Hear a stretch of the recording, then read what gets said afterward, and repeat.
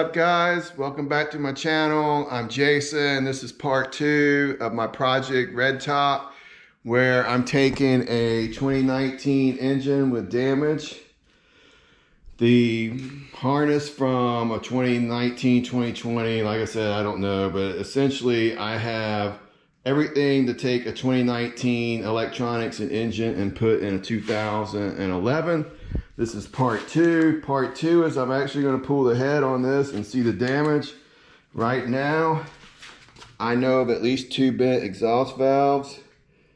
So normally, if I was pulling this engine, I'd bring in the timing top dead center and I'd set the cams and then I'd mark it and make sure everything went back right. Since I have 2 bent exhaust valves, I'm not going to try to move the cams at all. I'm not going to try to move the valves. I'm actually going to try and get it off as it is. And hopefully nothing else gets hurt or the damage is minimal.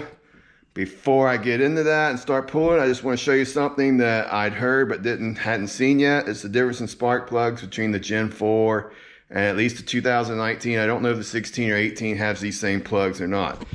But this is just something I thought was interesting. This is a new 20 or Gen 4 plug. This is the plugs out of the 2019. If you just look at the depth, I know they said it had like it was deep, it was a deep well or deeper, so where you get better combustion in the chamber. It's actually interesting to see that on the bench. So right now I'm just taking the cover off, cam covers off, valve cover. It's got a lot of different names.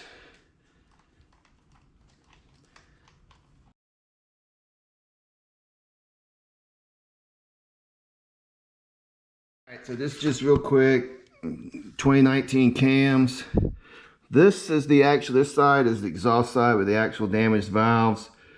I've tried to take a look and I don't see where the retainers are falling out, which is good. That means it's probably less likely any damage took place inside the piston, that the valve didn't actually drop. Real quick, I just want to go over what we think happened here. Is at VIR at the kink, it's a very high speed corner, and if you don't shift before the kink, when the bike leans, the engine revs go up. And what we think happened is that it mechanically over revved and the valves floated in this piston, in this cylinder, and it basically bent 2 exhaust valves. 1 and 4 moved together, so I'm hoping that 4 is not damaged. I'm really hoping that 1's just 2 bent exhaust valves and the engine's good other than that. But even at that, it would still be pretty expensive to repair it, because of if you were paying someone engine removal, head removal, gasket, valve job, head job. So I mean, it's still not a cheap fix, but at least the engine's salvageable. Tensioner in hand. Actually, I pulled chain tensioner from that hole right there. It's a couple 5mm Allen head bolts. Here is the chain tensioner, cam chain tensioner. Sorry, I get in view. So yeah, now it's for me to pull the cams. Hopefully this allows it. Normally I would bring it in the timing, but since the valves are bent, I don't want them to move at all. Well, before I continue and get to pulling the actual head and cams, if you want to see this project to completion, like and subscribe to my channel. I'm actually very excited about this. It's been a long time since I've done any, what I would say, real hot rod stuff, engine work. But yeah, I got big plans for this engine. Try and get the most out of it and actually convert my 2011 to modern super bike. Okay, so before I pull the caps, one thing I like to do is I want to mark them where when I put them back, they go back exactly where they were in the cams, on the cams and the journals. This is something I like to do. It may be recommended in the manual. It's been a long time. But yeah, so I mark them just so I know where they go back.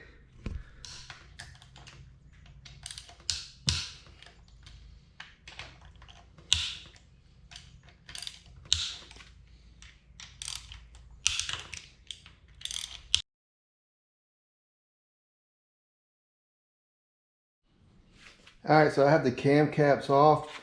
One thing is make sure that you have these little guides, that they stay in there. And when you go back together, definitely make sure that you have all these. Like I'm missing one, maybe not. But yeah, definitely do that. All right, guys, so the cams are out. Caps off, cams out, and these are my vent valves. And I took a quick look because out of curiosity, the shims are still there. This one's actually missing a shim, but it fell out as I lifted the follower. This is actually good news because the retainers and shims are there, so most likely this piston is in good shape, and that actually is very encouraging. So time to loosen the head bolts and let's get this head off. All right, we're cracking head bolts.